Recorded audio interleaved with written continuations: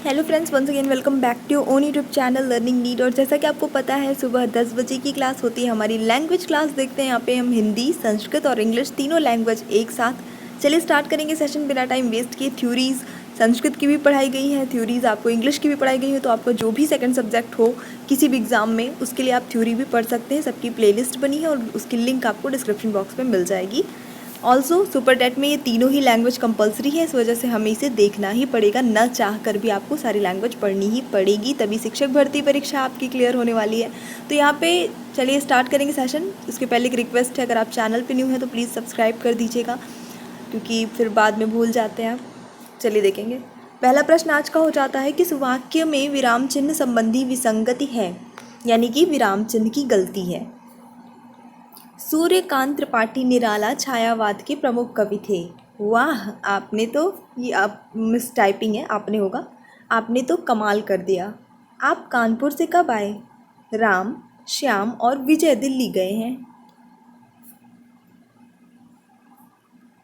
तो बीच में भटकने का यहाँ पे कुछ है ही नहीं। ऑप्शन नंबर ए सही हो जाता है। यहाँ पे पूर्ण विराम नहीं लगा हुआ है। ऑप्शन नंबर ए यहाँ पे सही है। इसमें विराम चिन्ह संबंधी विसंगति प्राप्त होती है। गरल सुधा रिपु करहि मिताई, इस लोकोक्ति का क्या अर्थ है? दोष किसी का, सजा किसी को, किसी भी अनुचित बात का समर्थन करना, दो विरोधी स्वभाव वालों का मिलन या संयोग से काम बनना।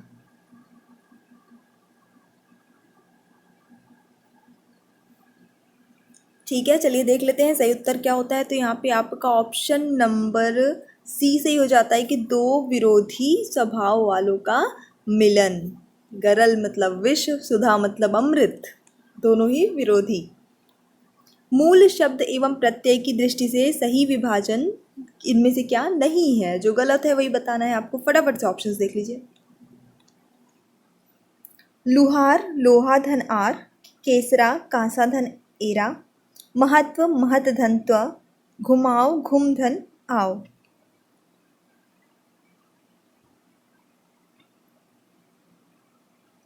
तो यहाँ पे जो सही उत्तर होता है वो हो जाता है आपका ऑप्शन नंबर डी। गलत है। घुमाओ घुम धन आओ ऐसा नहीं होगा। ठीक है, घुमाना ऐसा करके कुछ हो सकता है।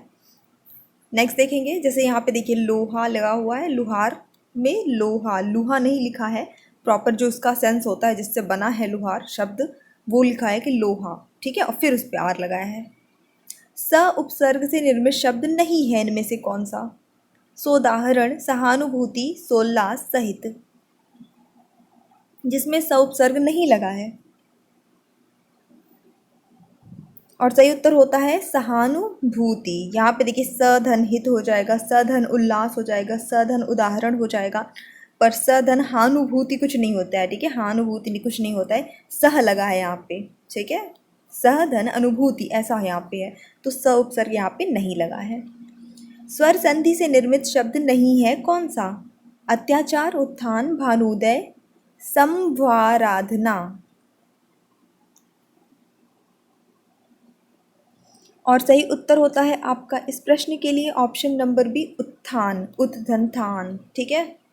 निम्नलिखित में से कौन सा समास भगवान श्री कृष्ण को संबोधित करने हेतु प्रयुक्त नहीं किया जाता है?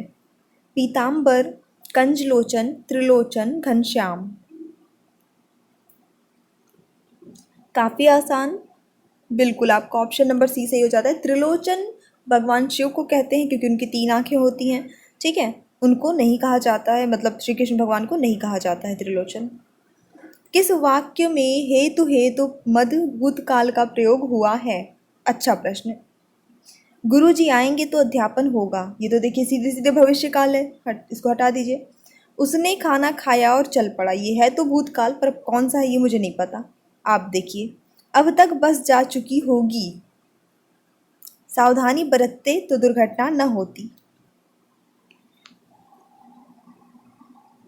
चलिए देखेंगे सही उत्तर क्या होता है। तो देखिए हेतु हेतु मद भूतकाल वो हो जाता है जिसमें, जैसे इंग्लिश में जहाँ पे हम वुड यूज़ करते हैं, कंडीशंस यूज़ करते हैं, वहाँ पे बिल्कुल वही चीज़ हिंदी में हेतु हेतु मद भूतकाल के अंतर्गत आ जाती है। तो यहाँ पे ऑप्शन नंबर डी सही हो जाएगा। सावधानी बरतते तो दुर्घटना ना होती, मतलब कि सावधानी नहीं बरती, ये भूतकाल की बात है, सावधानी नहीं बरती, दुर्घटना हो चुकी है।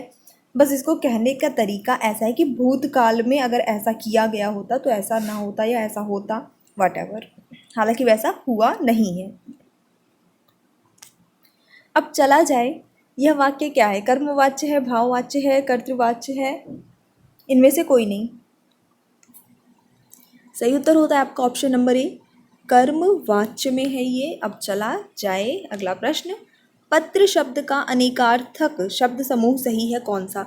यानी कि इनमें से कौन सा ऑप्शन है जिसके तीनों शब्द पत्र के ही अनेकार्थक शब्द हैं?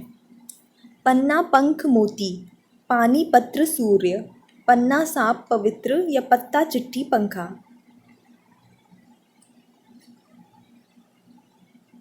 और सही उत्तर होता है आपका ऑप्शन नंबर डी, पत्ता। इसको भी पत्र कहते हैं, चिट्ठी को भी पत्र कह सकते हैं, पंखा को भी पत्र कहा जाता है, अनेकार्थक शब्दों के अंतर्गत आ जाता है। ओके। हम लोग भारतीय दूरदर्शन का धारावाहिक की पटकथा का लेखन किसने किया? मनोहर श्याम जोशी ने, ओम थानवी ने, रमेश चंद्र शाह ने, या फिर आनंद यादव ने?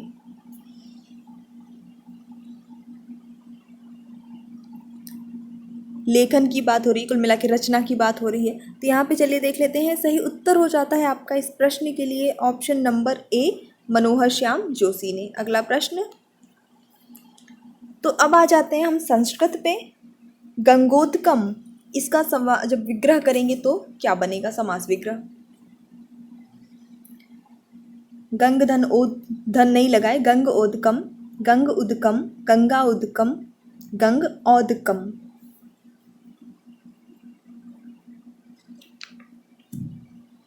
तो यहाँ पे जो सही उत्तर होता है आपका ऑप्शन नंबर सी सही हो जाता है, गंगा उदकम। गंगोदकम का समास विग्रह हो जाता है। यथाशक्ति, इसका विग्रह क्या होगा?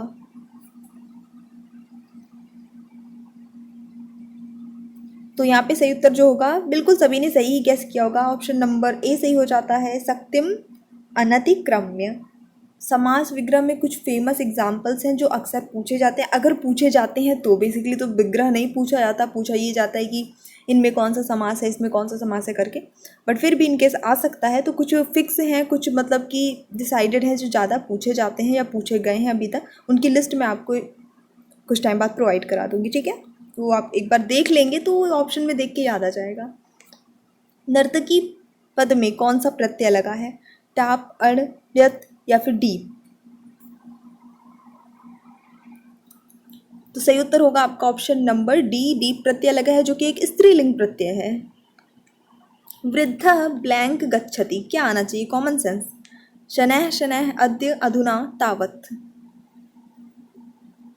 वृद्ध मतलब एक बूढ़ा व्यक्ति है जो जाता है। कैसे जाता है, कहाँ जाता है? तो यहाँ पे जो सबसे सुटेबल बैठ रहा है वो शनैः शनैः बैठ रहा है आपका ऑप्शन नंबर है, क्योंकि वृद्ध है तो वो धीरे धीरे, शनैः शनैः मतलब होता है धीरे धीरे, धीरे धीरे जाता है। कल्हड़ ने कौन सा ग्रंथ लिखा है? राजतरंगिनी, श्रीकंठचरित, सोमपाल विजय, सेतु काव्य? और सही उत्तर होता है आपका ऑप्शन नंबर ए, राजतरंगिनी। कल्हड़ राजतरंगिनी रटी हुई चीज़ है, अगर नहीं रटा है तो रट लीजिए। ग्रहणम पद में प्रत्यय लगा है कौन सा? फटाफट से ऑप्शन देख लीजिए। ग्रहणम,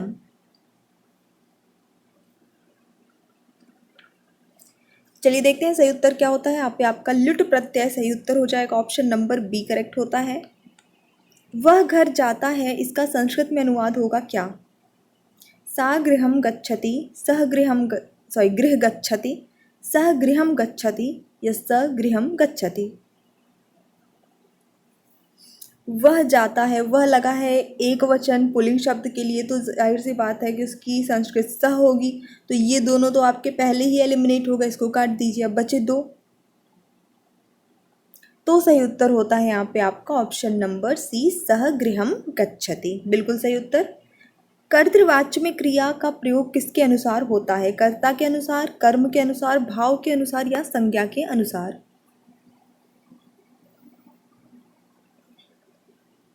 तो कर्तृवाच्य है तो यहाँ पे कर्ता के अनुसार ही क्रिया का प्रयोग किया जाता है। राजन शब्द का द्वितीय विभक्ति बहुवचन के रूप क्या बनेगा? राजानः, राज्ञः, राजाः, या राजानः?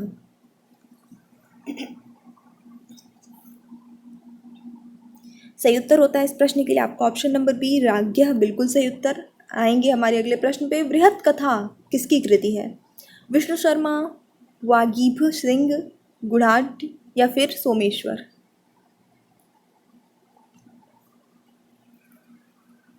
और सही उत्तर यहाँ पे भी ऑप्शन नंबर सी ही है। ऑप्शन नंबर सी आपका करेक्ट आंसर हो जाता है। जितने भी लोगों ने गेस किया था वेरी गुड। आ जाते हैं अब थोड़े हमारे इंग्लिश वाले सेक्शन पे। इस वक्त मैं आपको फिल इन द ब्लैंक्स करा रही हूँ इंग्लिश में, जिसमें कि बेसिक ग्रामर आपकी इंक्लूडेड है, क्योंकि वो fill in the blanks grammar based ही हैं। तो पहला आज का जो क्वेश्चन है वो है आई blank the news last night. Verb की कौन सी सही फॉर्म यहाँ पे यूज़ होगी? देखिए ये तो समझ में आ रहा है कि हियर की बात है, मतलब सुनने की बात हो रही है कहीं ना कहीं, सारे ऑप्शन में वही चीज़ है। तो और इसका हम पूरा सेंस अगर निकालते हैं तो ये हो जाएगा कि मैंने ये खबर लास्ट नाइट, यानी जो बीती रात होती है, जो बीत चुकी होती है, ठीक है। जैसे अभी सुबह है तो अभी जो रात बीत चुकी है, जिसमें अभी सो के हम लोग उठ चुके हैं, वो वाली रात की बात हो रही है, राइट। तो मैंने ये खबर पिछली रात सुनी, बीती रात सुनी। तो जाहिर सी बात है कि ये पास्ट टेंस की बात है, न्यूज़ मैंने सुनी है ना। तो ऑप्शन नंबर क्या आएगा? बी सही आ जाएगा, क्योंकि सिंपल पास्ट टेंस का अफर्मेटिव सेंटेंस है, तो यहाँ वर्ब की सेकेंड फॉर्म यूज़ की जाती है। आपका ऑप्शन नंबर बी सही हो जाएगा। ये टेंस में आपको मैंने पढ़ाया है स्ट्रक्चर में। I am looking forward blank you, to seeing, to see, to have seen, for seeing.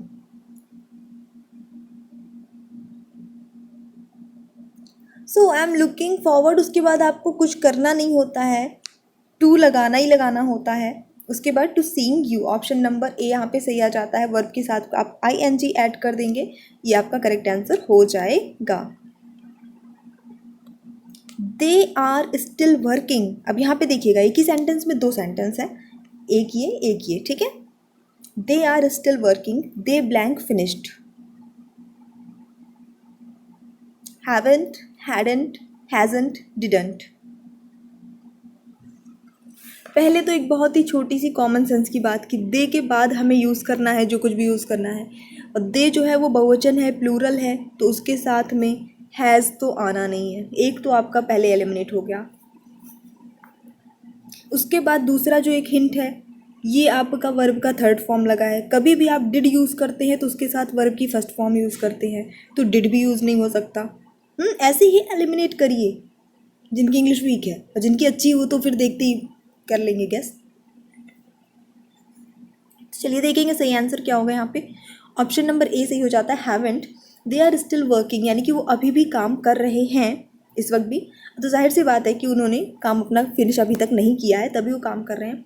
तो दे हैवेंट फिनिश्ड, यानी अभी तक उन्होंने काम ख़त्म नहीं किया है। अब क्योंकि वो प्रेजेंट में काम कर रहे हैं, तो हम ये नहीं कहेंगे उन्होंने ख़त्म नहीं किया था, क्योंकि वो तो कर रहे हैं ना। तो हम ये कहेंगे मैं अभी भी पढ़ाई कर रही हूँ, अभी मेरा लेसन मैंने लर्न नहीं किया, ठीक है, अभी तक लर्न नहीं किया है, ऐसा बोलेंगे। ये तो नहीं कहेंगे ना कि मैं अभी भी पढ़ाई कर रही हूँ, मैंने अपना लेसन नहीं लर्न किया था, नहीं कंप्लीट किया था, ऐसा ऐसा नहीं बोलेंगे, क्योंकि काम वर्तमान में चल रहा है, अभी पूरा नहीं हुआ है, चल रहा है, ठीक है। ऑप्शन नंबर ए सही हो जाता है। अगला देख लेते हैं। He is a blank teacher, क्या बोलेंगे? रिटायर की बात हो रही है। He is retiring teacher, he is retired teacher, retired teacher और रिटायरेंट टीचर।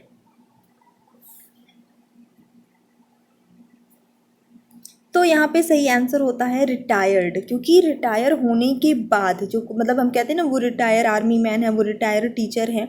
हम जनरली हिंदी में रिटायर रिटायर बोलते हैं, बट दिस इज़ रॉन्ग, क्योंकि जब कोई रिटायर मतलब होता है रिटायर होना, ठीक है। अब वो कोई रिटायर हो चुका है तो वो पास्ट टेंस की बात हो चुकी है ना, वो रिटायर हो चुका है तो वहाँ पर रिटायर्ड लगेगा। इसको आप ऐसे समझ सकते हैं। चलिए रिटायर में को आरी हटाइए, टायर्ड समझ लीजिए। आप थके होते हैं, मैं बहुत थकी हूँ, आई एम टायर्ड, क्योंकि मैं थक चुकी हूँ ना, थकी हुई हूँ ऑलरेडी, तो इस वजह से टायर्ड लगाया, राइट। तो ये एक एग्जाम्पल था, बाकी आप इसको रिटायर से ही समझिए, ज़्यादा बेटर रहेगा। नेक्स्ट देखेंगे। They blank to school by bus, they going to, they goes to, go to go. So एक चीज़ सबसे पहले जो एलिमिनेट होगी वो क्या होगी, गोस, क्योंकि ये गोस सिंगुलर के साथ लगता है, दे प्लूरल है, इसके साथ तो नहीं लगेगा। एक एलिमिनेट हो गया। नेक्स्ट देख लेंगे, आपका ऑप्शन नंबर सी सही हो जाएगा। गोइंग इसलिए नहीं लगेगा, गोइंग लगाएंगे तो उसके पहले कोई हमें कॉन्टिन्यूअस टेंस की हेल्पिंग वर्ब रखनी पड़ेगी, या तो कोई प्रीपोजिशन रखना पड़ेगा। बिना उसके गोइंग हम ऐसे डायरेक्ट यूज़ नहीं करते हैं, मतलब आईएनजी गोइंग का मतलब किसी भी वर्ब के साथ आईएनजी हम डायरेक्ट ऐसे यूज़ नहीं करते हैं, ठीक है। तो इस वजह से ये नहीं होगा यहाँ पे। दे टू गो टू स्कूल, इसका कोई सेंस नहीं निकलेगा। दे गो टू स्कूल बाय बस, यानी कि वो बस से स्कूल जाते हैं, सिंपल प्रेजेंट टेंस का नॉर्मल सा आपका सेंटेंस है। We blank by a strange sound. We blank by a strange sound. ये शायद क्वेश्चन इस टाइप का मैंने ये वाला पर्टिकुलर ये वाला क्वेश्चन मैंने पुरानी प्रैक्टिस सेट्स में एक दिन कराया था। ओके, तो एक अजनबी एक अजीब सी आवाज़ से हम क्या, जाहिर सी बात है आवाज़ अब आ चुकी है, सुनाई दे चुकी है। तो यहाँ पे पहली बात तो वी लगा है, यानी कि प्लूरल है, तो वॉज आएगा ही नहीं, ये आपका कट गया।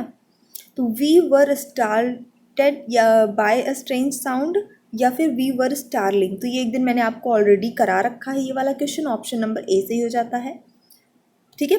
सो बढ़ते हैं नेक्स्ट क्वेश्चन की ओर। The boy return to his village, shall will wash shan't, यानी कि शैल नॉट। बिल्कुल नॉर्मल टेंस जो पढ़ रखा है वही सब कुछ अप्लाई करना है ना।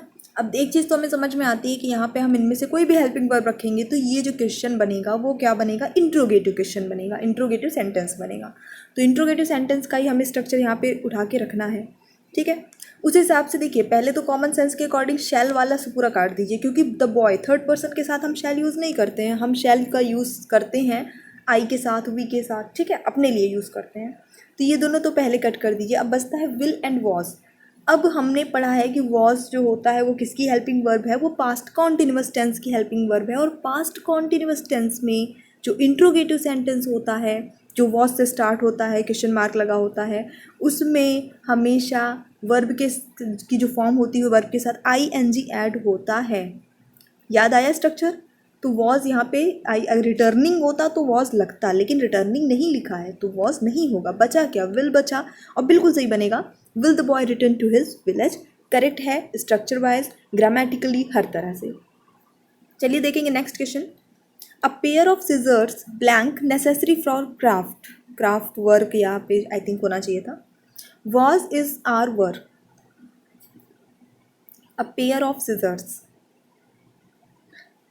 मतलब एक जोड़ी कैंची ज़रूरी है क्राफ्ट वर्क के लिए, कोई भी क्राफ्ट बनाना हो